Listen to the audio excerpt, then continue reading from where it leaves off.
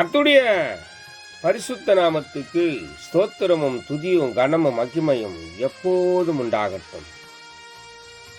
இந்த நல்ல நாளை காண செய்த தேவாதி தேவனுக்கு கொடான கோடி ஸ்தோத்திரம்.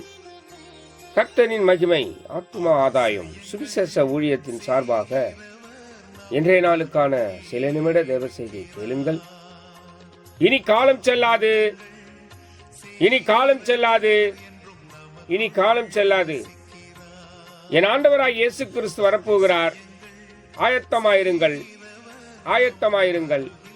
அநேகரை ஆயத்தப்படுத்தி ஆண்டவர் பக்கமாய் திருப்புங்கள். பக்கத்துணையாய், பக்கபலனாய், பக்குவமாய் உங்கள் பக்கத்திலே இருந்து எல்லா நல்ல காரியங்களையும் ஆண்டவராய் இயேசு கிறிஸ்து செய்து முடிப்பார்.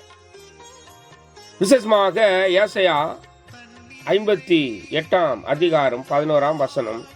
மீண்டுமாக அது உங்களுடைய இந்த வசனம் சிந்தைக்கு.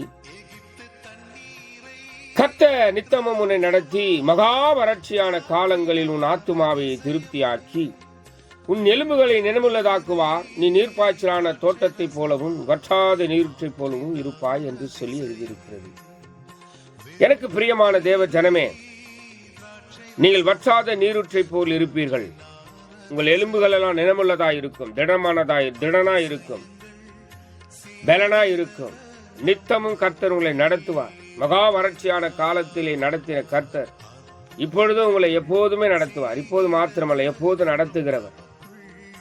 அவர் நிறைவாய் எல்லா காரியத்தையும் சம்பூர்ணமாய் முடிப்பார். சம்பூர்ணமாய் முடிக்கிற நடத்துகிற கர்த்தங்களோடு கூட இருப்பார். God bless you. God bless you.